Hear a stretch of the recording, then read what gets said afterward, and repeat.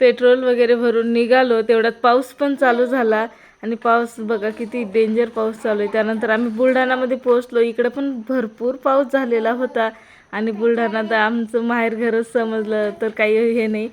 खूप आवडतं सिटी आणि लहानपणच इथं गेलं त्याच्यामुळं खूप आवड आहे या शहराची आणि भरपूर वर्ष इथं राहिलो. पण त्यानंतर अजिंठा रोडनी लागलो आणि अजिंठ्याला थांबलो. थोडंसं खाल्लं, बाबूनी वांत्या केल्या होत्या.